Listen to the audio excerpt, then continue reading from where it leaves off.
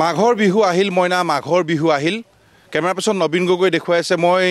ডিমৌ সমীপৱৰ্তী মৰাণ পথালিবাম গোহাঁইগাঁৱত আছোঁ আৰু আমি এটা দেখুৱাইছোঁ কাৰেংঘৰ দেখুৱাইছোঁ এটা ভেলাঘৰ তেওঁলোকে নিৰ্মাণ কৰিছে কাৰেংঘৰ আৰ্হিত আৰু এনেদৰেই এইসকল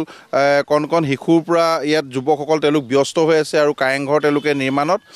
খেৰ বাঁহেৰে তেওঁলোকে এই কাৰেংঘৰ ইতিমধ্যে কাৰেংঘৰ আৰ্হি ভেলাঘৰ তৈয়াৰ কৰিছে মই যিসকলে বনাইছে মই তেওঁলোকৰ ওচৰলৈ যাম কিমান বাঁহ কাঠ লাগিছে মই সকলো কথা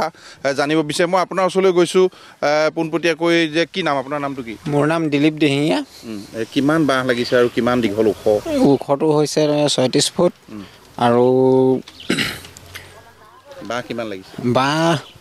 300ৰ ওপৰত লাগিছে বাঁহ 300ৰ ওপৰত বাঁহ খেৰ লাগিছে খেৰটো পূৰা লাগিছে খেৰ কমচে কম 2000 ওপৰত খেৰ লাগিছে এতিয়া কিমানজনে বনাই আছে আপোনালোকে যুৱক আমাৰ ইয়াত যুৱক আছে মাত্ৰ সৰু সৰু কণ কণ ভাইটিহঁত আছে আমি ডাঙৰ চকু দুজন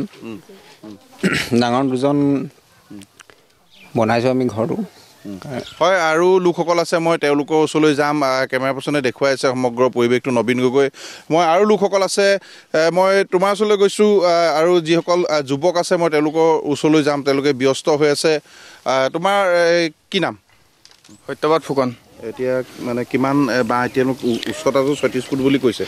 কি কি আয়োজন হ'ব সেইদিনাখন ভোগালীৰ দিনাখন মাছৰ মাংস গোটেই ৰাইজে লগ লাগি ভাত খাম ফূৰ্তি কৰিম